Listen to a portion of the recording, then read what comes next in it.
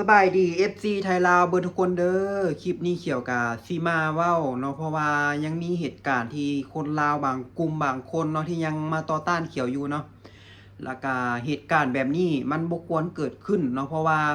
มันแสดงถึงว่าคนลาวเฮานี่เนาะคนลาวที่ยังความคิด IQ ยังต่ำเนาะบ่แปลกใจที่องค์กรระดับโลกเนาะที่เขาจัดว่า IQ ของคนลาวต่ำที่สุดในอาเซียนเนาะ ซึ่งสองคนนี้ที่เขียวจะเอาให้ทุกคนให้เบิ่งเนาะ2คลิปต่อไปนี้ก็คือเขามาเว้าในให้เขียวว่าเขียวนี่ว่าเรื่องการศึกษาเนาะการศึกษานี่ยังเขายังต่อต้านเนาะยังแบบนี้ตลอดความคิดเขายังบ่เปลี่ยนเนาะถ้าหากเป็นแบบนี้ไปตลอดนะทุกคนประเทศเฮามันก็สิบ่พัฒนาจักเทื่อหากเฮาบ่มีการปรับเปลี่ยนยังใส่ความคิดเก่าๆแบบเก่าๆดั้งเดิมบูหานอากาศเนาะเอามาใส่เนาะมันบ่ตอบโจทย์กับยุคกับสมัยนี้แล้วเนาะทุกคน ถ้าหากเป็นแบบนี้ต่อไปนะประเทศเฮาค่อยคิดภาพบ่ออกเลยว่าประเทศเฮาสิอยู่ในสถานการณ์แบบใดเพราะทุกมื้อนี้สถานการณ์ต่างๆที่มันสะสมมาหลายปีมันมีเอฟเฟกต์ออกมาให้เราเห็นบ่ว่าสิเป็นการต่อคิวเติมน้ำมันบ่ปัญหาสังคมต่างๆการปล้นจี้ชิงทรัพย์ปัญหายาเสพติดเนาะคนบ่เรียนหนังสือคนออกโรงเรียนต่างๆเนาะซึ่งเขียวมีคลิปให้ทุกคนให้เบิ่งเนาะ2คลิปเนาะเอาไปเบิ่งกันเลยเนาะ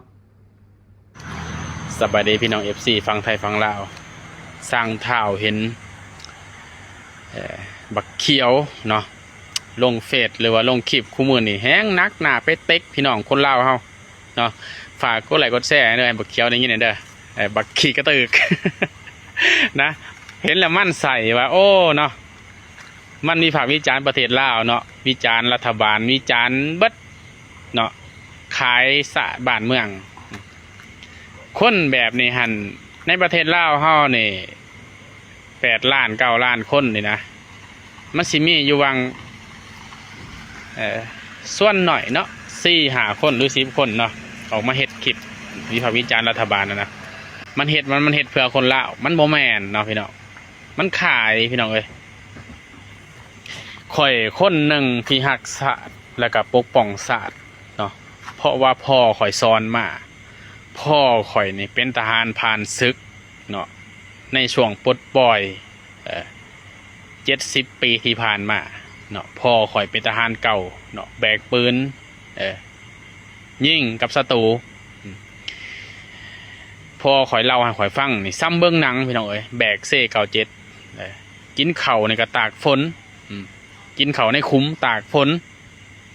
เพื่อสิญาติปกป้องแผ่นดินลาวไว้นะมันเป็นคนหักศาสตร์หรือขังศาสตร์หรือว่าเป็นคนขายศาสตร์พี่น้องเฮามาคิดใส่ว่าพ่อเฮากับแม่เฮาญาติพี่น้องเฮาดีสัวปันใดกับพ่อเฮาแม่เฮานะแผ่นดินลาวประเทศลาวนายกรัฐมนตรีหรือผู้นำดีสัวปันใดก็เป็นผู้ปกครองของเฮาถามว่าข่อยมันอยู่ไทยดีบ่ดีเนาะพี่น้องคนไทยเฒ่าแก่คนไทยสั่งสอนดีงานดีเนาะเงินเดือนดีมีเงินส่งกลับบ้านเฮ็ดเฮือนเฮ็ดซ่านแต่ข่อยบ่เคยขายศาสตร์บ้านเมืองการศึกษาบ่ได้เกี่ยวกับโรงเรียนนักเขียวมันเกิดอยู่กับตัวคนกับคนมันตั้งใจเรียนเนาะโรงเรียนแบบใดผู้ว่าแต่สิเรียนอยู่ไสเนาะเรียนอยู่ตามโฮมใหม่มันก็เก่งเด้อภาษาอังกฤษได้เบิดคือกันถ้าคนมันสิปึกเนาะไปเรียนอยู่โรงเรียนดูนะมันก็ปึกคือเก่าเพราะว่าการเรียนรู้มันบ่ได้เกี่ยวกับโรงเรียนจบมาก็บ่จักขี่ม้าตาแตกอีหยังคือเก่าแหละพวกอยู่โรงเรียนดูๆดาๆคิดแน่เห็นบ่เนี่ยมึงเจ้าเป็นตัวอย่าง จะเห็นว่าความคิดของแต่ละคนนี่ IQ บ่ธรรมดาเนาะแสดงออกมาอันความโง่เนาะยังบ่ฮู้โตอีกว่าค่อยเว้าเรื่องใดเนาะเจ้าใบว่าจะเป็นบ้าวะเนาะเจ้าสิมาตั้งคำถามอีหยังว่าค่อยเว้าเรื่องหยังเจ้าเป็นบ้าแล้ววะความคิดต่ำแฮงเนาะทุกคนแล้วก็บอกว่าพ่อของตัวเองนี่เป็นทหารผ่านศึกเป็นทหารเก่าตั้งแต่สมัยสงครามเป็นวีรบุรุษของชาติเนาะแต่ว่าเจ้าก็ยังเจ้าได้อีหยังกับพ่อของเจ้าเนาะเจ้าได้การช่วยเหลือจากรัฐบาลเรื่องหยังแน่บ่มีเนาะ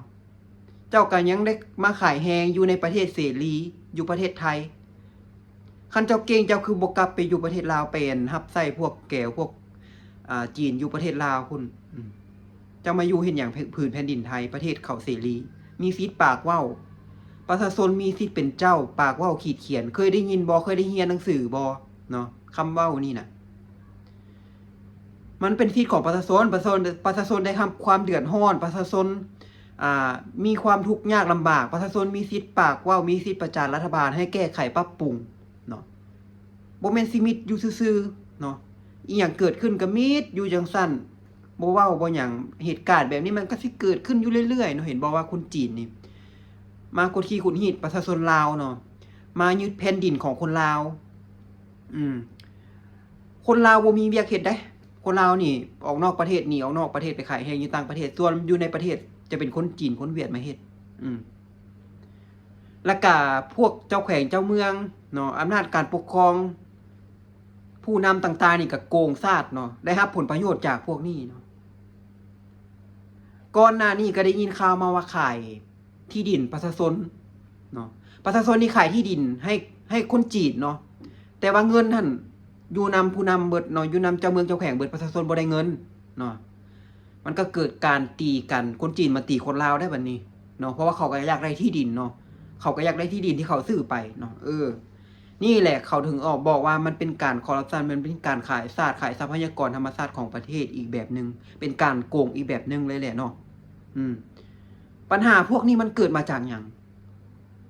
หัวใจหลักของปัญหาพวกนี้คือการศึกษาล้วนๆเนาะทุกคนเนาะคือการศึกษาคือ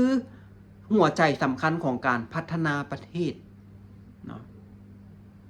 ยาเสพติดปัญหาสังคมนี่ก็เกิดจากการศึกษาบ่มีคนเรียนหนังสือทุกมื้อเนี่ยคนลาวออกโรงเรียนเพราะว่าหยังเรียนจบมาก็บ่มีเวียกห้องรับความจริงของจ้างโรงงานอยู่ลาวก็พอมีอยู่แต่ส่วนหลายเป็นคนจีนมาเฮ็ดเป็นพวกหัวหน้าเป็นหยังนะลูกน้องกับคนลาวแต่เงินเดือนน้อยแฮงเพราะว่ารัฐบาลลาวบ่ได้เน้นไปทางอุตสาหกรรมบ่ได้เน้นสร้างเวียกเฮ็ดงานทำให้กับคนลาว